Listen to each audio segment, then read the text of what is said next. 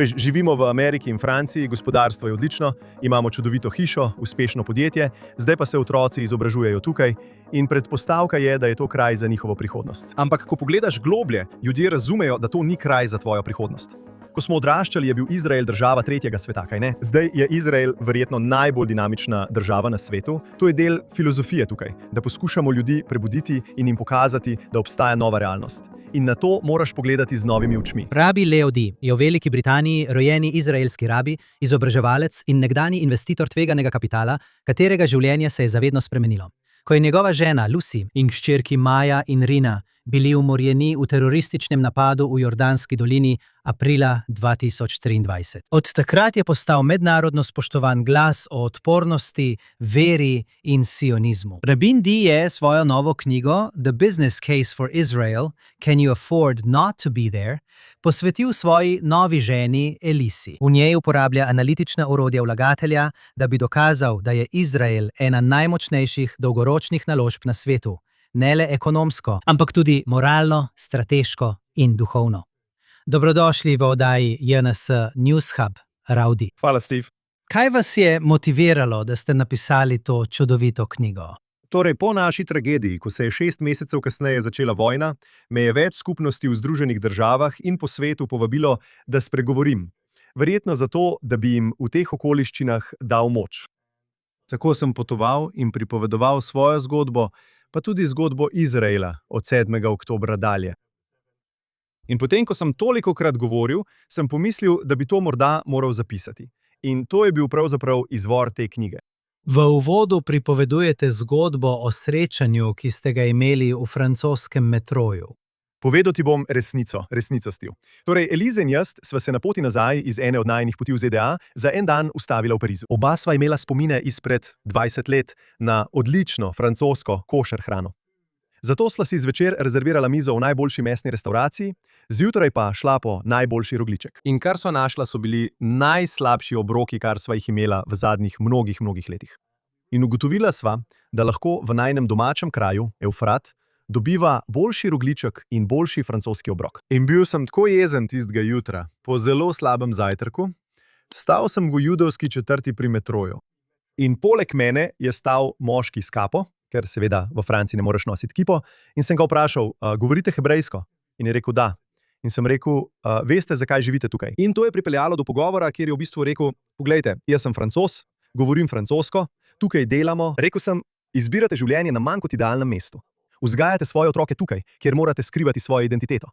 Rekel sem, imate najboljšo državo na svetu, Izrael, kjer bi jih lahko vzgajali svobodno kot Jude, z vso najboljšo kulturo, vi pa se odločate biti tukaj. In žal se je vlak ustavil. Izstopil sem in on je ostal z odprtimi usti. Po tej izkušnji sem začutil, da moram nekaj napisati. In delno sem ga posvetil tudi Eli. In morda, ko bo prevedeno v francoščino, bo to prebral tudi on.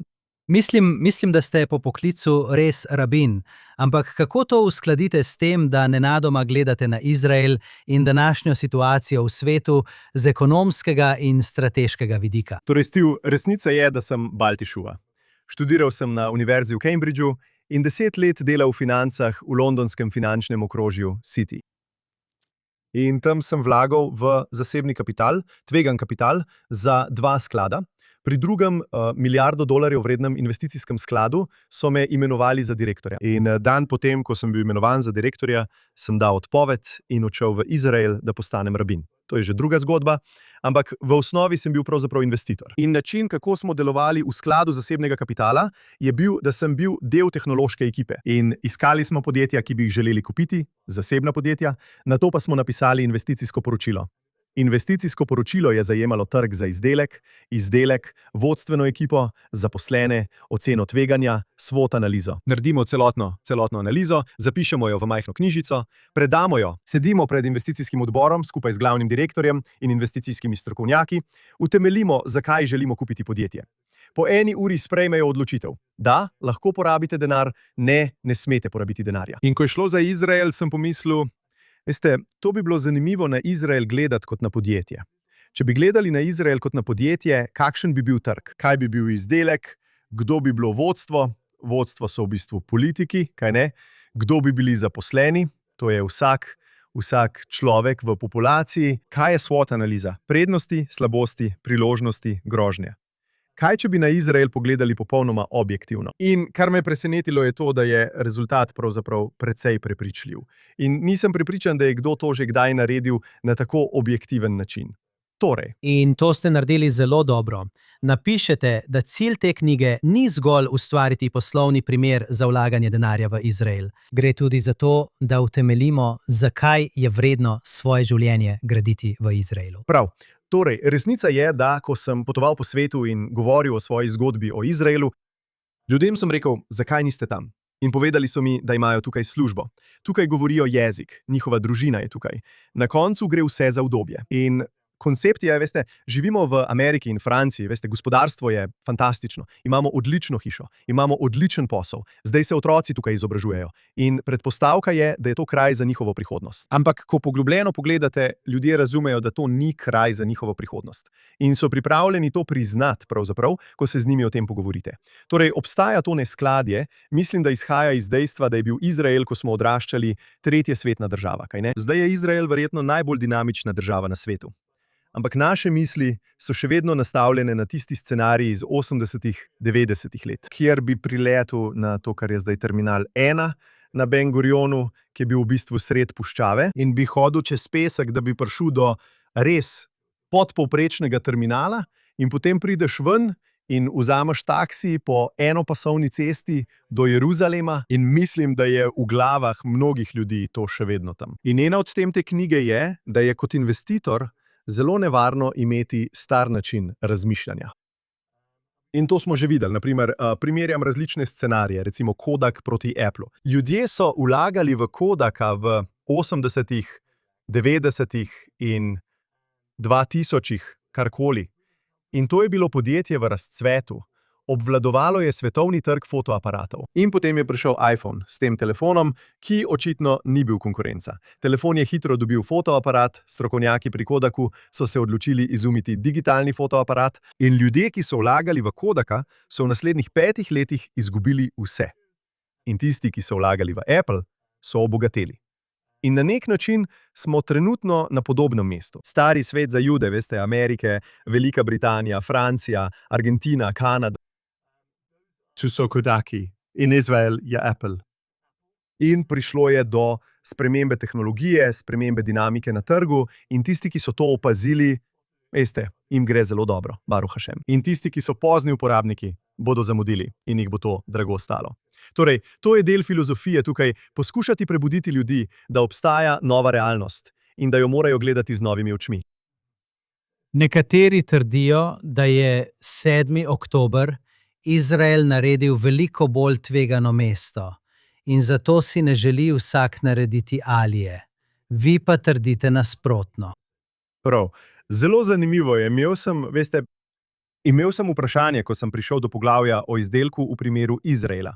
Kaj je izdelek države? In zelo enostavno je reči, da je to gospodarstvo in koliko denarja zaslužiš. Pa mislim, da ni tako. Mislim, da je izdelek države njena mladina. In to, kar tukaj ustvarjamo, je neverjetna mlada generacija, naslednja generacija. Prihodnost države je odvisna od razvoja izdelka, kar pomeni razvoj mladine. In če pogledate to državo od 7.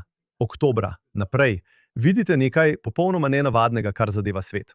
Vidite skupino mladih ljudi, ki so se pobrali.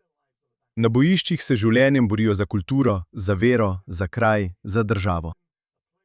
In to se ne bi zgodilo v nobeni drugi državi na svetu. To je povsem jasno. In vem, da je Douglas Murray stal pred konferenco nejudov, 4000 nejudov v vzhodnem Londonu, na konferenci ARK pred približno 2 letoma in imel je govor pred njimi, to je bila skupina konzervativcev, ki so razpravljali o tem, kako ohraniti zahodne vrednote in verske vrednote na Zahodu. In vstal je in rekel, da obstaja samo ena država, ki se lahko brani v današnjih razmerah, to je Izrael, ker imajo mlade, ki so izobraženi, natančno razumejo, zakaj se borijo, kakšne so njihove vrednote. Če ne postanemo kot Izrael, ne bomo preživeli. In prejel je stoječe ovacije od 4000 nejudov na tej konferenci v vzhodnem Londonu. In sem si mislil, veš kaj, to je popolnoma res. Primerjaj to s tem, kar se dogaja na univerzah v Ameriki, Britaniji in Evropi. Kaj ne? Najboljše univerze, Columbia, Harvard in Yale, ljudje so taborili in podpirali Hamas ter podpirali teroriste. Razlika med našimi mladimi in njihovimi mladimi je zdaj tako velika, da mislim, da je ni več mogoče premostiti. Ni niti mogoče, da bi se združili. Naši mladi so približno 1000-krat kakovostnejši kot njihovi starši. Pogledam svoje otroke in to takoj vidim. In njihovi otroci v Ameriki in teh drugih državah so 1000-krat manj kakovostni kot njihovi starši. In razlika je preprosto prevelika, da bi jo lahko ignorirali. Torej, če bi k vam prišel mlad strokovnjak iz Londona ali New Yorka ali Johannesburga, kakšen razlog bi jim dali, da bi prišli v Izrael? Prav. Če pogledate tukajšnje gospodarstvo, je fantastično in še nekaj, česar ljudje niso opazili. Tudi sam nisem, dokler nisem analiziral številk. Predlagam, da vsi obiščejo Google ali ChatGPT in naredijo isti izračun. Če bi leta 2000 vložili $100 v Nasdaq, danes bi bilo to vredno, okoli $500, $600, približno toliko.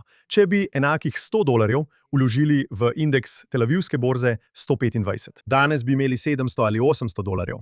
Če bi leta 2000 vložili $100 v nepremičnine v Ameriki, bi bilo to danes vredno približno $300. Če bi isti denar vložili v nepremičnine v Izraelu, bi bilo to vredno $400. In veste, to je eksponentna rast. Pravzaprav veste, morda se zdi, da so to majhne razlike, ampak to se dogaja zadnjih 26 let. In pravzaprav se ta trend nadaljuje in pravzaprav raste eksponentno. Torej, Ja, tudi vi ste poudarili, in to se mi je zdelo zanimivo, da je leta 1939 manj kot 1% svetovnih Judov živelo v deželi Izrael. Do leta 2026 več kot polovica svetovnega judovstva živi tukaj. In vprašanje je, ob naraščajočem antisemitizmu po vsem svetu, še posebej po 7. oktobru, zakaj se več Judov ne preseli sem in zakaj nekateri Izraelci odhajajo. No, dosegli smo prelomno točko. Veste, v halahi pravimo rubok kulo, kar pomeni, da ko dosežeš polovico, to je v bistvu 100%. In ko dosežeš 50%, se stvari začnejo zelo hitro premikati. Mislim, da se je 7. oktober verjetno zgodil na dan, ko smo dosegli približno 50% Judov v Izraelu. In v bistvu so se zgodile spremembe v makrosvetu, ki ga je ustvaril Bog, zaradi katerih so vsi spoznali, da je to kraj, kjer morajo biti. In antisemiti so stopili iz sence in nenadoma začeli preganjati Jude po vsem svetu. In Izrael začne zmagovati v vsaki bitki. Premaguje Hamas, Hezbolah, Iran, Sirijo, Libanon in Jemen. In nenadoma se je vse resnično spremenilo. Torej, videli smo popolno preobrazbo. Druga stvar, ki jo je treba imeti v mislih, Steve, je, da so demografske razmere tukaj povsem edinstvene. In mislim, da tega ni dovolj pogosto povedano, morda to govorijo antisemiti, vendar kot Judi tega ne povemo. Obstaja samo ena zahodna država, ki ima rast rodnosti, naravno rast prebivalstva, in to je Izrael. V Izraelu imamo v povprečju 3 otroke na mater. Ostale zahodne države imajo večinoma manj kot 1,5, medtem ko je stopnja obnavljanja prebivalstva 2,1. Tako smo edina bogata država na svetu, ki ima rast prebivalstva brez upoštevanja priseljevanja. In to pomeni, da če pogledamo v prihodnost, prav zaradi eksponentne narave te številke, vidimo, da je rast te države zagotovljena za naslednjih 50 let. Uganite, kaj je zagotovljeno. Če pa ste država, ki ima upadajoče število prebivalcev, rojenih v državi, in sprejemate priseljence iz tretjega sveta, kar počne večina zahodnih držav, potem razrečujete bogastvo države. V mnogih delih Britanije in Evrope vidite, da je veliko priseljencev na socialni pomoči in dejansko ne prispevajo tako, kot se je od njih pričakovalo. In kultura države je pod napadom, mi smo edina država, ki ima to fantastično rast glede na stopnjo rojstev, ampak imamo tudi dragoceno priseljevanje. Kaj je dragoceno priseljevanje? Judi imajo kulturo že 3500 let. V diaspori, v izgnanstvu, smo že 2000 let. V teh 2000 letih smo se naučili, kako biti Judi, kar je v bistvu Izrael v izgnanstvu. Izrael je v izgnanstvu. In zdaj vsak Jud prihaja iz Amerike, Francije, iz Kanade, iz Argentine, prihaja pripravljen, da postane Izraelec, imajo vso kulturo, večinoma imajo tudi velik del jezika in imajo vrednote. In tako se vključijo. In lahko govorim zase in za mnoge svoje sosede v Efratu, ljudje zelo hitro postanejo neverjetni, dragoceni državljani te države. In veste, ni druge države na svetu, ki bi imela to, da ima po svetu razkropljene izgnance, ki se lahko vrnejo domov in prispevajo k vrednotam in moči države. Kako razložite fenomen startup nacije in dejstvo, da je ta dežela ustvarjalnosti postala tudi država inovacij in razmišljanja izven okvirjev. Naj ti povem, Steve, kot investitor tveganega kapitala sem v Londonu videl toliko različnih idej. Podjetniki so prihajali z najrazličnejšimi čudovitimi idejami za vsak mogoč trg, ki si ga lahko zamisliš. Nekatere smo financirali, drugih nismo. In če jih mi nismo financirali, jih je financiral nekdo drug. Ampak veliko teh idej v resnici ni bilo zelo produktivnih ali dragocenih. Morda so prinesle nekaj denarja, morda ga niso, ampak v resnici niso pomembno prispevale k človeštvu. Izrael, ker nas toliko držav po svetu tako sovraži, ko nekaj proizvedemo, vemo, da mora biti zelo dobro, mora biti najboljše kakovosti. In ljudje to morajo imeti. Nimamo izbire, da bi naredili nekaj, kar je zgolj prijeten dodatek. Vse tukaj mora biti nepogrešljivo. In to pomeni, da ko pride do svetovne krize, kot jo imamo trenutno, ko divja svetovna vojna, ko grozi morebitni zlom borz zaradi precenjenosti umetne inteligence in podobno, najbolj odporno gospodarstvo na svetu bo Izrael, ker so stvari, ki jih tukaj počnemo, izjemno ključne. Dal vam bom en primer, ki se je zgodil pred nekaj dnevi, kar ste verjetno videli. Irska vlada je kupila letalo za 53 milijonov dolarjev. Mislim, da iz Amerike. In to je bilo namenjeno temu, da bi predsednik vlade potoval naokoli. Toda zaradi antisemitske usmerjenosti irske vlade so vztrajali, da letalo nima vgrajenega Elbitovega izraelskega navigacijskega sistema. Zato so ga kupili brez Elbitovega sistema. In zadnje dni so naslovi v medijih, da to letalo zdaj ne more pristajati v megli. In ker je na Irskem skoraj vsak dan megla, je to letalo popolnoma neuporabno. Torej, z bojkotiranjem Izraela so danes kupili nekaj za 53 milijonov dolarjev, kar nikoli ne bodo mogli uporabljati. Ampak to je tipično za to, kar se dogaja v tej državi. Mislim, kibernetska tehnologija, umetna inteligenca, samo da o tem spregovorim. Poslušal sem strokovnjaka za umetno inteligenco v enem podcastu pred 1 ali 2 mesecema, in vprašali so ga, katera je tista veščina, ki bi jo morali ljudje izpopolniti v svetu umetne inteligence. In je rekel, podjetništvo, rekel je, ker ko imaš lahko milijon agentov na dosegu roke, brezplačno, kaj ne? Ali pa preprosto, veš, iz kloda lahko pošlješ milijon agentov, da naredijo karkoli želiš, marketing in razvoj izdelkov, karkoli že je. Edina stvar, ki bo določila, ali boš uspešen ali ne, je tvoja sposobnost, da si zamisliš novo idejo za zagonsko podjetje. Isti teden, ko je to rekel, je Elon Musk stopil na oder na tehnološki konferenci in rekel, da je država z največ zagonskimi podjetji na prebivalca Izrael. Torej, veščina, ki jo imamo v izobilju, je podjetništvo. Veščina, ki bo potrebna v svetu umetne inteligence, je podjetništvo. In mislim, da lahko vidimo, kam to vodi.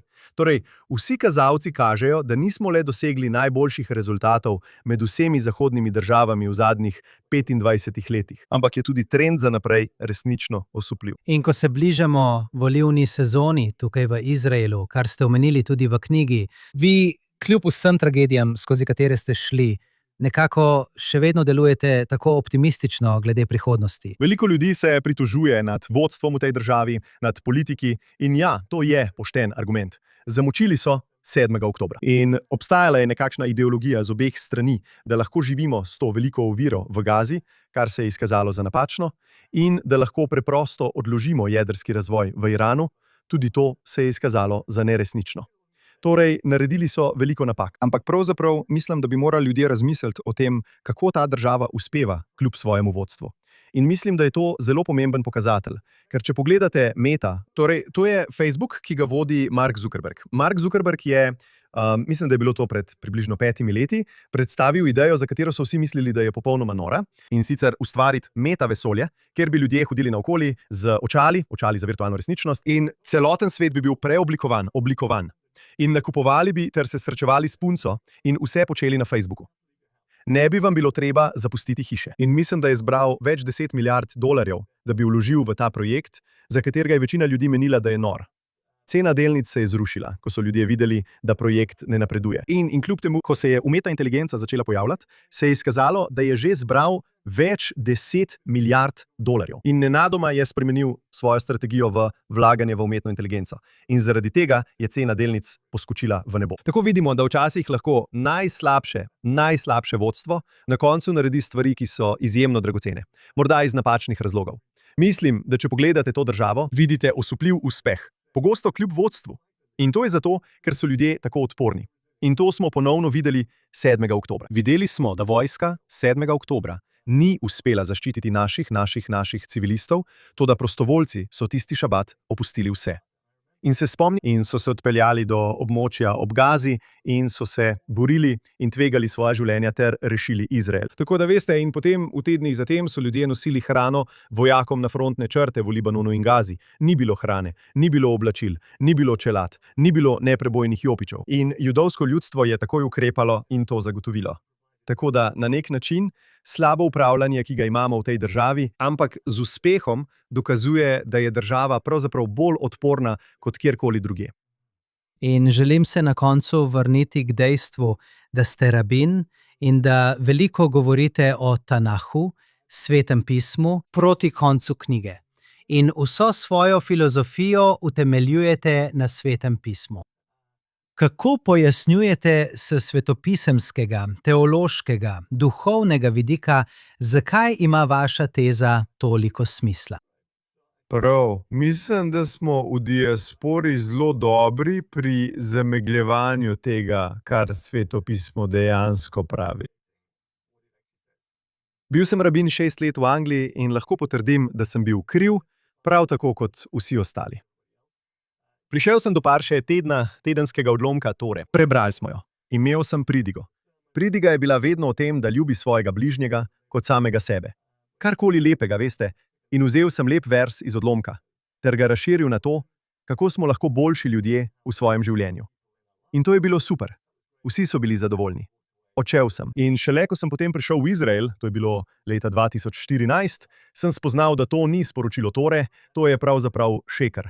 To je nekako, ni ravno laž, ampak je nekako zavajajoče, ker je Tora preprosto knjiga o ljudstvu, ki pade na najnižjo raven ponižanja v Egiptu in nato pride iz Egipta ter se vrne domov. In Bog nas vodi domov v Izrael.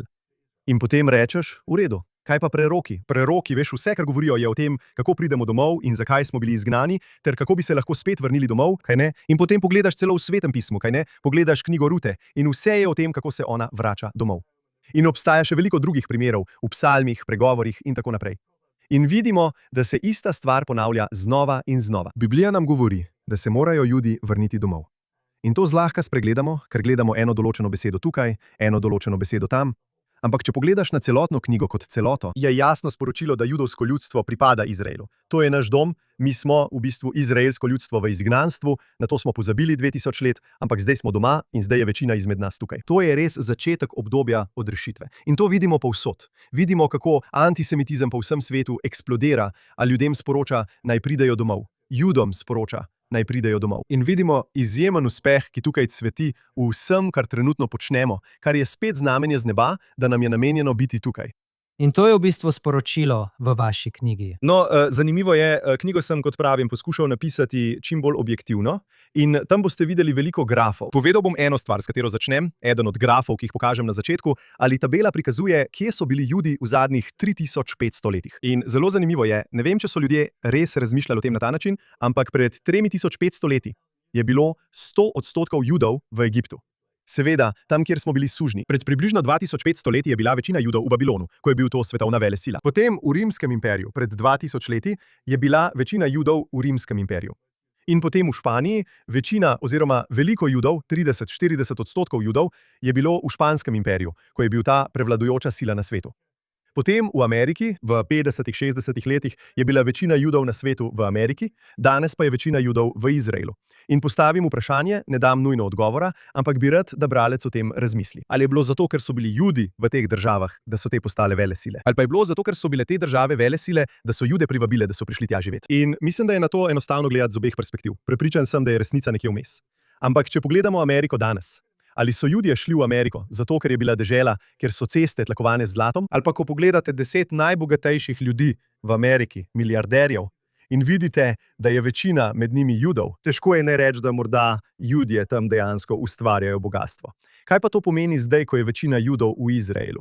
Ali to pomeni, da bo Izrael postal nova velesila v naslednjih 20 letih? In mislim, da bom to prepustil bralcu v razmislek, a zagotovo je to nekaj, o čemer se je vredno zamisliti. Kakšno je vaše končno sporočilo našim gledalcem na JNS? Poglejte, 50% Judov je zdaj tukaj. V 20 letih jih bo 60%. V 50 letih jih bo približno 80%. In to še niti ne upošteva velike alije. To je zgolj ob predpostavki trenutne stopnje rasti prebivalstva, ki se dogaja do zdaj. Za vaše otroke ali vnuke v diaspori ni prihodnosti. Vedno več mladih prihaja sem, da bi si našli može in žene, in ta trend se bo samo še nadaljeval. Dlje kot čakate, dražje bo. Cene nepremičnin tukaj gredo v nebo. Šekel se je okrepil v primerjavi z dolarjem, kot vsi vedo, približno 20% v zadnjih 6 mesecih. In ta trend se bo prav tako nadaljeval. Torej, veste ljudje, to sem že povedal. Zvenelo je alarmantno, ko sem to začel govoriti pred približno 3 leti. Rekel sem, da si lahko predstavljam čas, ko bo nekdo prodal dvorec na Manhattnu in si bo komaj da lahko privoščil garsonjero v Berševi. In mislim, da bomo te čase videli zelo kmalu. Torej, mislim, da tisti, ki razmišljajo o selitvi sem v lastno korist, zaradi svojega premoženja ter zaradi svoje družine in prihodnosti, ne bi smeli predolgo odlašati, ker dejansko trendi vam niso naklonjeni, če živite zunaj Izraela. Rabi Leo D., najlepša hvala, da ste se nam pridružili v studiu JNS. Hvala, Steve.